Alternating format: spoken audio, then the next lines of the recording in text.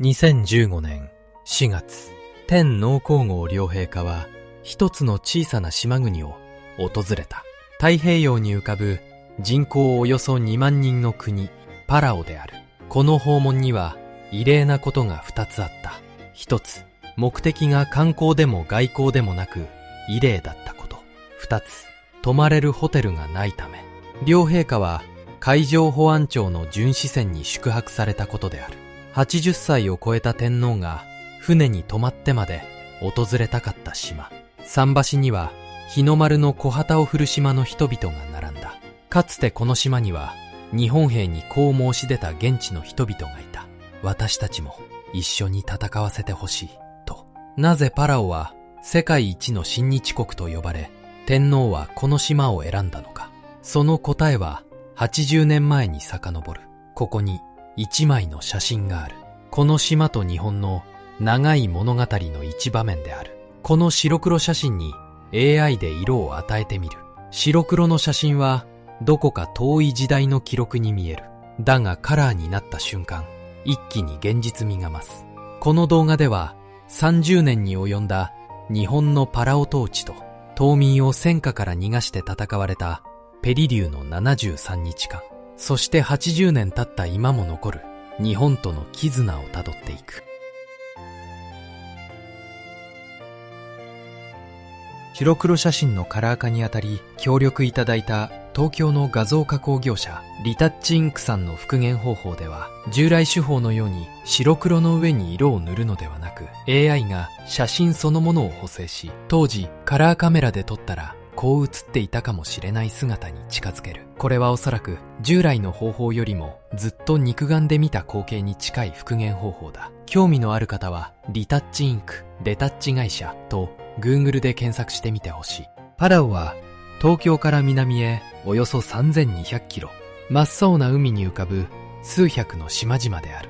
この美しい島々は長い間大国の間で物のようにやり取りされてきた。最初に来たのはスペインだった。だが1899年、戦争に負けて財政難に陥ったスペインはこの島々をドイツに売却する。島が住む人ごと値段をつけて売られたのである。そのドイツの支配も長くは続かなかった。1914年、第一次世界大戦。日本は日英同盟を理由にドイツへ宣戦布告し、戦闘らしい戦闘もないまま海軍が南洋群島を接収した。そして大正9年、国際連盟の決定により、この島々は正式に日本の委任統治領となった。ただし、これは植民地ではない。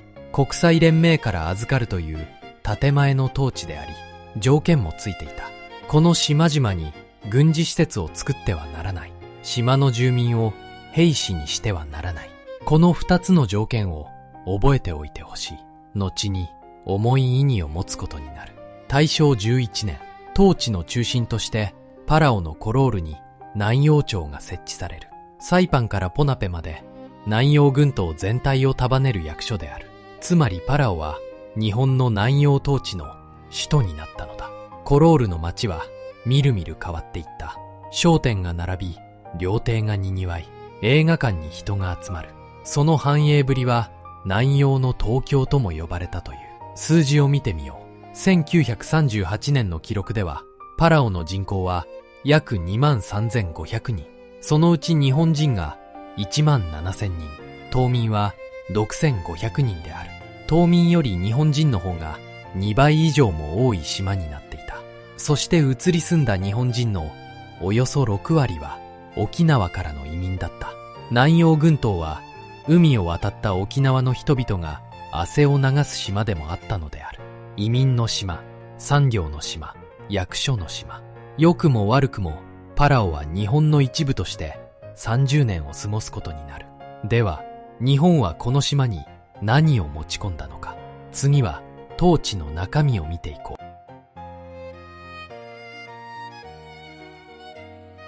う。日本の統治30年で島の暮らしは大きく変わった。道路が通り、電気が灯り、水道が引かれ、病院と診療所が置かれ、島の子供たちは学校に通い始めた。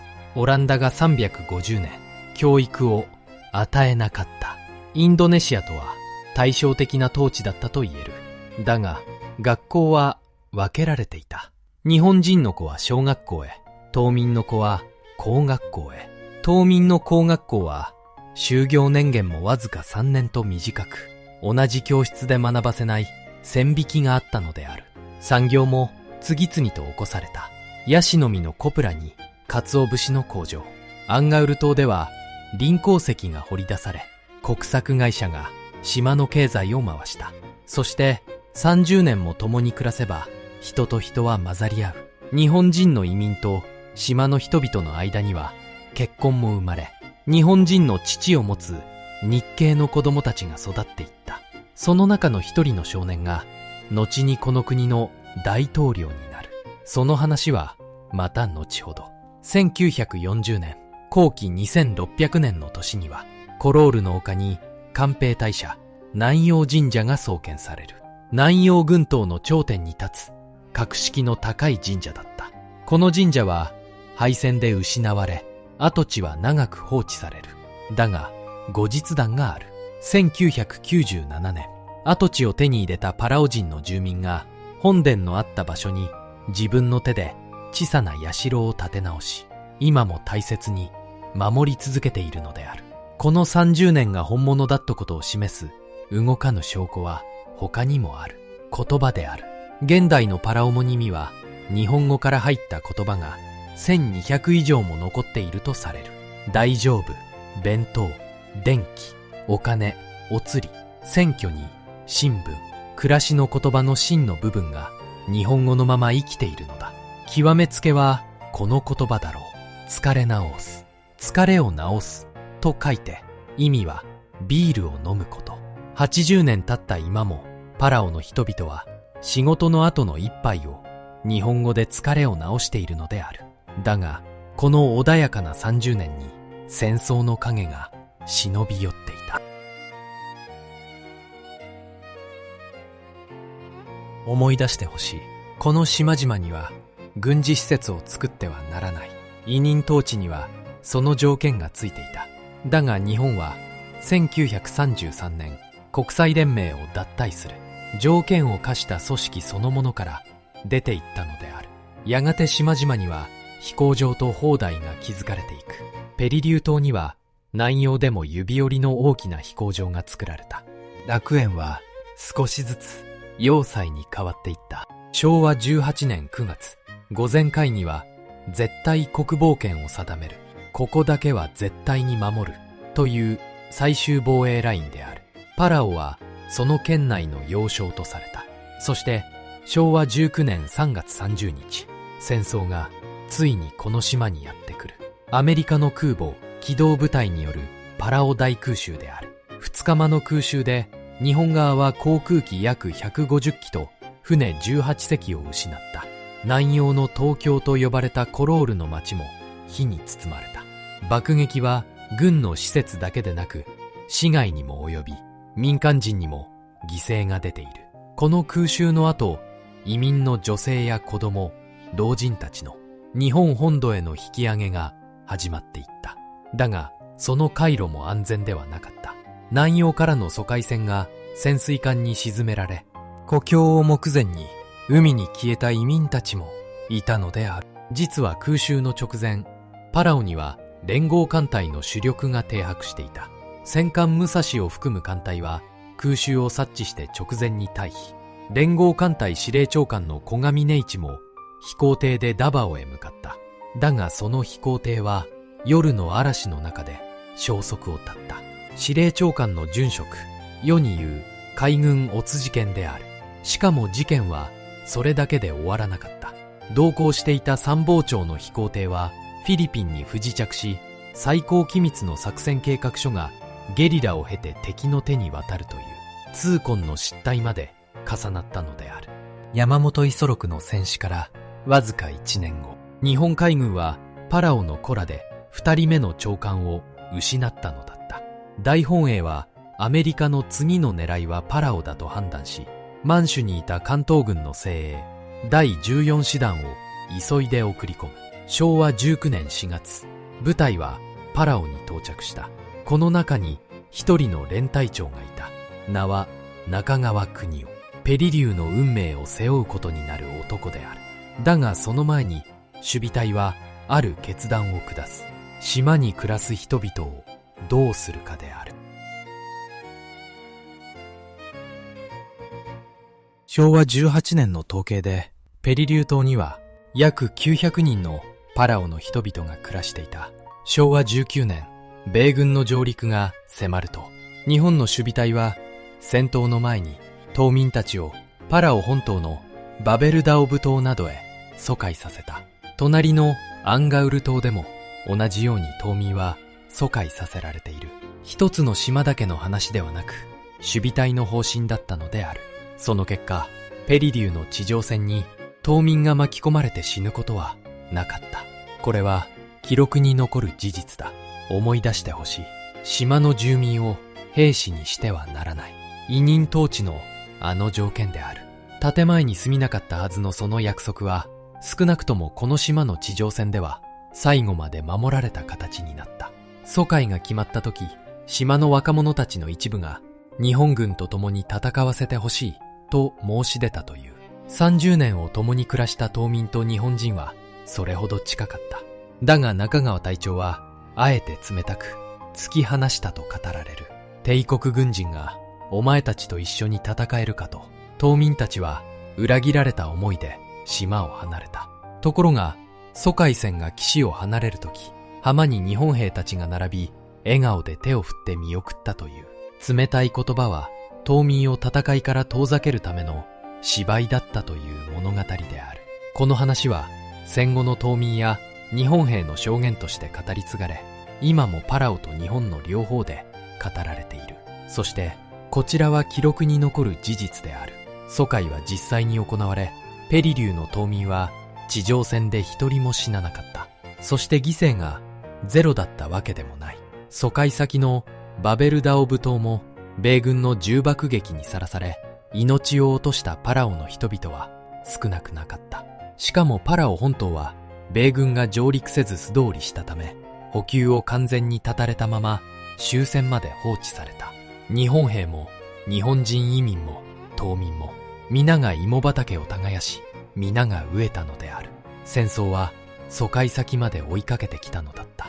島民が去った静かなペリリュー島、そこに残ったのは約1万人の日本兵だった。守備隊の中心は水戸の歩兵第2連隊。率いるのは連隊長の中川国夫大佐である。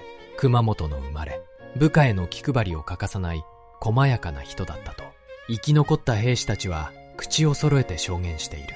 異例の人事もあった。中川より階級が上の村井権次郎少将が島に送られてきたのだ。普通なら指揮権は少将に移る。だが村井は現場を知る中川に指揮を委ね、自分は一歩引いて長役に徹したとされる。階級よりも勝つための道理を取った布陣だった。そしてこの温厚な連隊長が日本軍の島の戦い方を根本から変えた。それまでの島の戦いは型が決まっていた。上陸してくる敵を浜辺で迎え撃つ水際撃滅。それが破られたら最後は全員で突っ込む万歳突撃。タラワでもサイパンでもこの型のまま守備隊は全滅してきた。中川はその両方を捨てた。まず命じたのは万歳突撃の禁止である。華々しく死ぬことは任務ではない。一日でも長く敵をこの島に釘付けにすること、それこそが任務だと徹底したのである。そして島は掘られた。サンゴ礁の硬い岩盤をツルハシと葉っぱで掘り進み、500を超えると言われる洞窟陣地が島中に張り巡らされた。中央の大山を核とする地下の要塞である。洞窟同士は地下道でつながり、砲撃をやり過ごしては打ち返す。島そのものが一つの巨大な罠に変えられたのだ。そしてこの戦い方はペリリューだけで終わらない。ここで生まれた地下持久の戦術は、後の硫黄島と沖縄の戦いの手本となっていく。硫黄島の栗林中将はこの島の戦訓を研究したとされる。対するアメリカ軍は海兵隊の最精鋭第一海兵師団。実は米軍の内部でもこの作戦には異論があった。ハルゼー提督は上陸のわずか2日前にペリリュー攻略の中止を進言していたのである。この島は飛ばしても構わないと。だが準備は進みすぎており、作戦は予定通り決行された。歴史はこの進言を取らなかったことを悔やむことになる。現場の師団長のリュパータス少将は上陸を前に豪語した。2、3日で片付くと。守る日本軍は約1万。攻める米軍は後続を含めて約4万。それに艦砲と航空機と圧倒的な物量が加わる。誰が見ても勝負は見えていた。だがこの島の73日間はアメリカ海兵隊の歴史に最悪の記憶として刻まれることになる。昭和19年9月15日朝、3日間に及ぶ艦砲射撃が島の形を変えるほど撃ち込まれた後、米第一海兵師団は上陸用舟艇に乗り移った。だけ撃てば生きている日本兵などいない。多くの兵がそう信じていた。上陸予定の海岸の名はオレンジビーチ。その海岸が地獄になった。日本軍は艦砲射撃を洞窟でやり過ごし、海岸に殺到する米兵を十字砲火で待ち構えていたのである。上陸第一波から海兵隊は次々と倒れ、海岸は文字通り血に染まった。それでも米軍は物量で押し込み、飛行場を奪取する。上陸2日目、日本軍は虎の子の戦車隊を繰り出し、一度だけ正面からの逆襲を試みて失敗した。以後中川は正面攻撃を封印し、徹底して持久に徹する。だが米軍にとって本当の地獄はそこからだった。島の中央、大山の地下要塞。昼、米軍が火炎放射器と爆薬で洞窟を一つずつ潰せば、夜、日本兵が闇に紛れて浸透し、切り込んでくる。気温は40度を超え、飲み水は油の匂いがした。サンゴの岩盤は硬く、米兵は身を隠す塹壕さえ掘れない。そして、数字が出た。先頭に立った第一海兵連隊は、わずか6日まで1749人を失った。損耗率およそ 70%。連隊は事実上壊滅し、戦線から下げられた。2、3日で片付くと言をした第一海兵師団は、死傷6526人を出し、1ヶ月余りで丸ごと交代。代わって陸軍の第811歩兵師団が投入されたのである。一方の日本軍に交代はない。補給も増援もないのだ。雨水をすすり、わずかな食料をかじり、洞窟の闇の中でただ戦い続けた。この島の戦いは上陸作戦としては太平洋戦争で最も損耗率の高い部類だったと米軍側は記録する。生き残った海兵隊員のユージン・スレッティはこの島の地獄を戦後一冊の回想録に書き残した。その本は今もアメリカ海兵隊の必読書とされている。その関東に対し天皇からのお褒めの言葉5箇章は11回に及んだとされる。一つの部隊としては異例の数である。だがどれほど戦っても終わりの日は確実に近づいていた。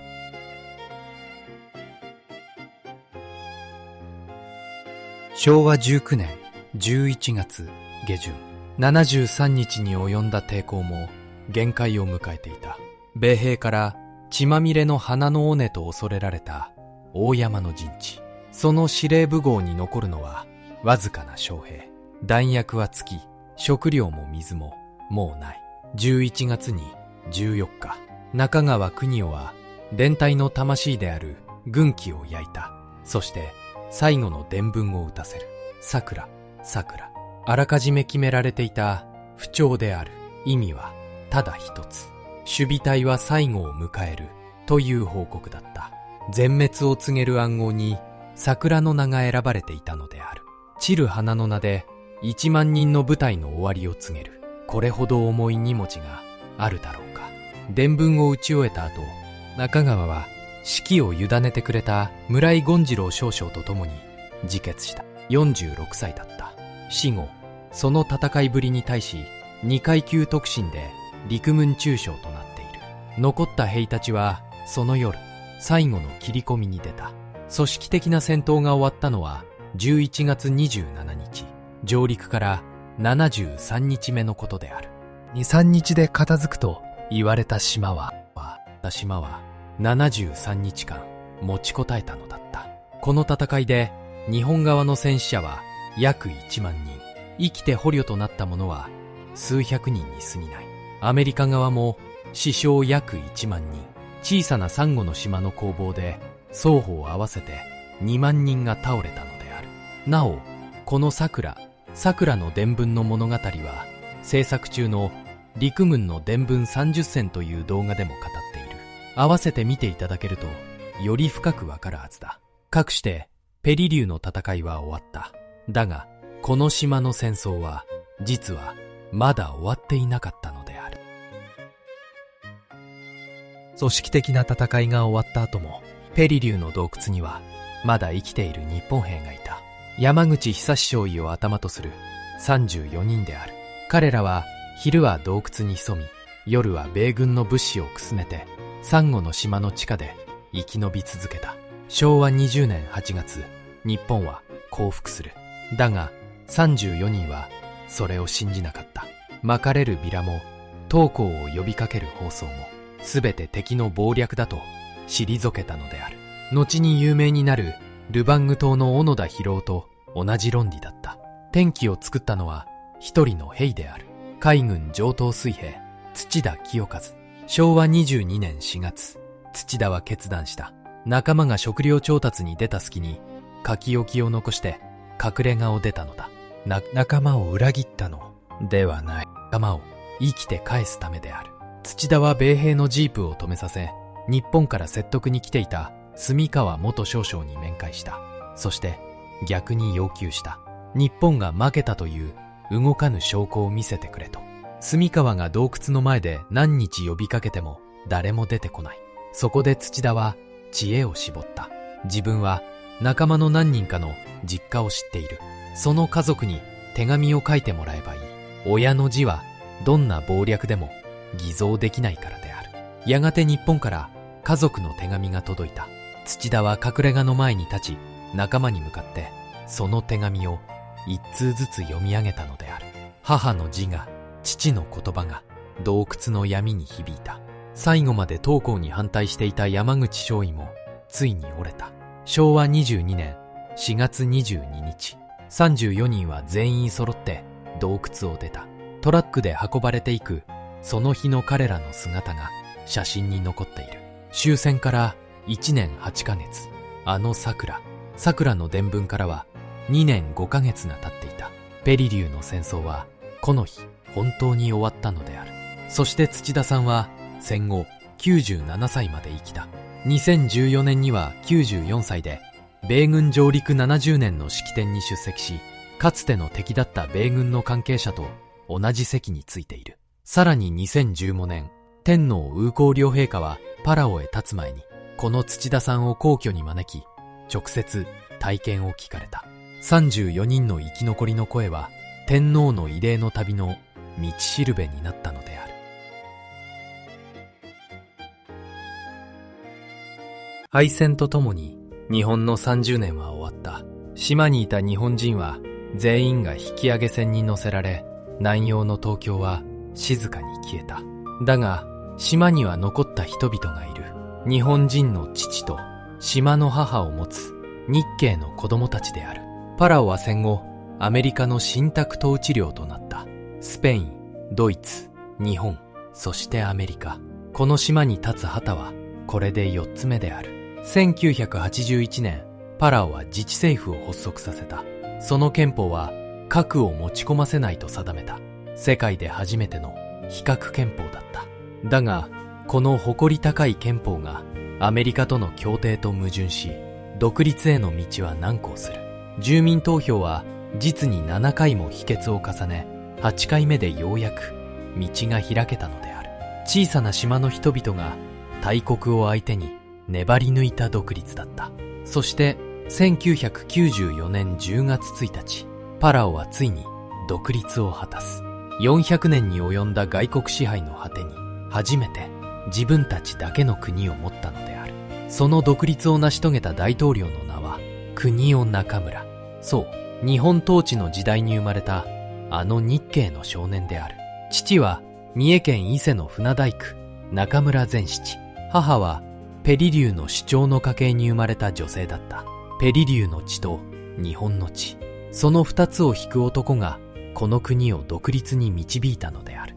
実は戦後、一家は父の祖国日本へ一度引き上げている。だが食糧難と大地からの引き上げ者への冷たい目に苦しみ、一家はパラオへ帰ってきた。その少年が半世紀後に大統領になったのだ。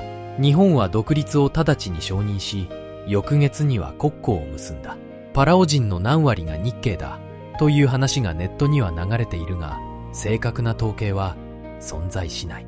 確かなのは、中村のような日本の姓が今もこの国にごく普通に残っていることである。そして戦後も長い間、島の長老たちが集まれば日本語が飛び交ったという工学校で学んだ日本語世代の人々である。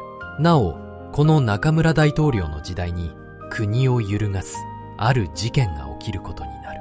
その話は後ほど橋の物語で、そして親日国パラオを語るとき必ず出てくる話がもう一つある。国旗である。パラオの国旗を見てほしい。青い海の色の地に黄色い満月、そしてネットで最も有名なパラオの美談がこれである。この国旗は日の丸に敬意を表して似せて作られた。月をわずかに中心からずらしたのは日の丸と同じでは失礼だという日本兵の遠慮であると胸を打つ話だ。日本のテレビや本でも繰り返し語られ、今では検索するとまず先に出てくる話である。だがこんな話も伝わっている。この国旗は1979年のデザインコンテストで選ばれた。作者はパラオ人のジョン・ブラウスキーボング。そして本人が日本の国旗研究者のインタビューに答えている。日本の国旗は意識していない。パラオの美しい月を表現したかっただけであると。月をずらしたのが遠慮だという説も本人がはっきり否定した。公式の意味はこうである。青は太平洋の海と外国支配から抜け出た自立。金色の満月は国民の団結。パラオでは満月の夜こそ漁に出る最良の時なのである。ちなみに丸が旗竿のそばに寄っているのは風にはためいた時、ちょうど中央に見えるようにするための旗のデザインの定石である。バングラデシュ国旗の赤い丸も同じ理由でずれている。つまりあの美談は俗説なのかもしれない。あの旗は日の丸の写しではなく、パラオの海と月を描いたパラオ自身の旗だったのかもしれない。もう一つ有名な話がある。ペリリュー神社の傍らに立つ石碑だ。諸国から訪れる旅人たちよ、この島を守るため日本軍人がいかに勇敢に戦ったかを伝えられよ。米海軍のニミッツ提督の言葉として刻まれている。だが俗説を借りなくてもこの島には本物がある。1200の日本語を今も話す人々。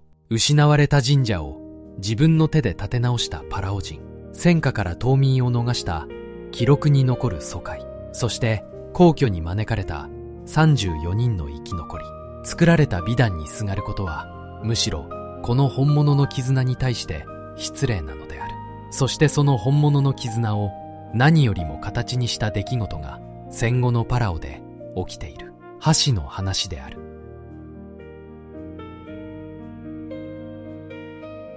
パラオの中心コロール島と空港のあるバベルダオブ島、二つの島は一本の橋で結ばれている。KB ブリッジ。1977年国際入札で最も安い価格を出した韓国の建設会社が架けた橋である。空港も水源もバベルダオブ側にある。この橋は文字通り国の生命線だった。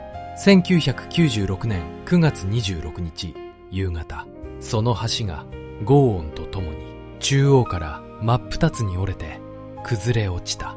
折れたその橋の実際の写真である。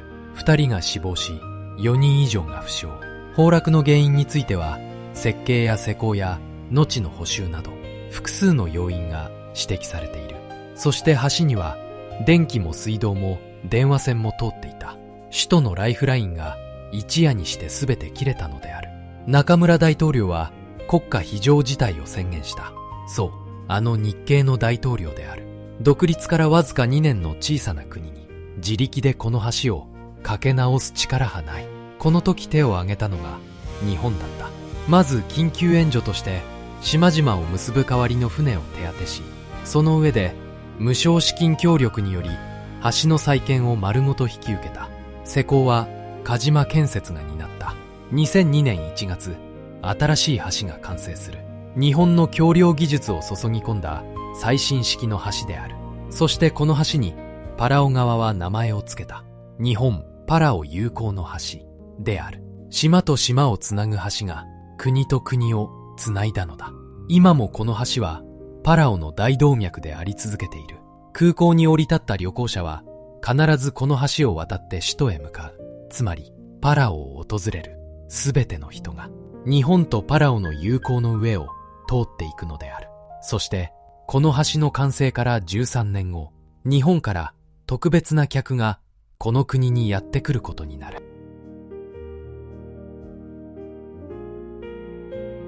冒頭の問いに戻ろう。なぜ天皇陛下は異例の地にパラオを選んだのか。ここまで見てきた方にはもう答えは見えているはずだ。30年の統治と73日間の戦いと1万人の日本人が眠る島だからである。2015年4月8日、天皇皇后両陛下はパラオに到着された。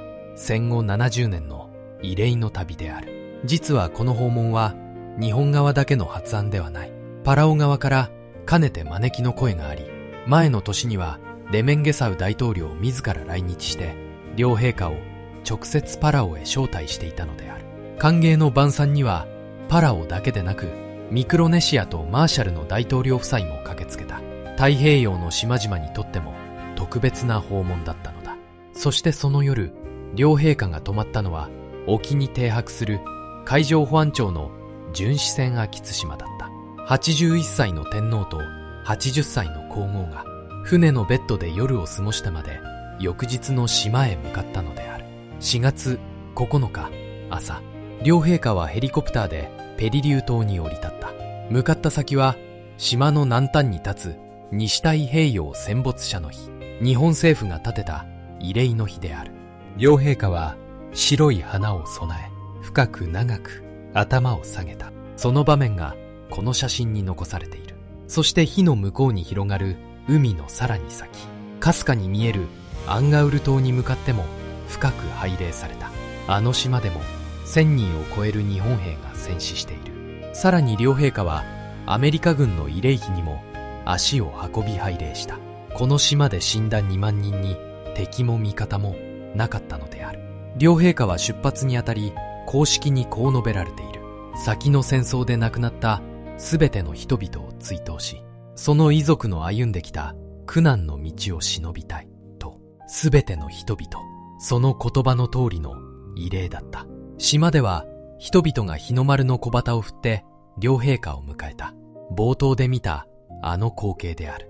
そしてペリリュー州は後に法律を定めた。この4月9日を州の祝日とする。名は天皇皇后両陛下ご訪問の日。一つの州が外国の天皇の訪問を法律で祝日にしたのである。世界を見渡してもほとんど例のないことだ。なぜパラオだったのか。その答えはもう言葉にする必要もないだろう。売られた島から始まったパラオの近代。日本の30年は光と金の統治だった。学校と病院と産業を残し、線引きと戦争も持ち込んだ。それでも1200の日本語が今も島で生きている。ペリリューの73日間、中川国夫は島民を疎開させ、万歳突撃を禁じ、桜の伝聞とともに1万人の部下と消えた。そして34人が2年後に洞窟から帰ってきた。戦後この島は自分の力で独立を勝ち取り、日系の大統領がその先頭に立った。崩れた橋は日本パラオ友好の橋として架け直された。国旗の美談は俗説だった。だが俗説を取り除いても本物の絆は揺らがなかった。言葉と神社と橋と祝日、そして2015年、両陛下の慰霊が80年の物語を結んだ。ゆかりの場所は今も訪ねることができる。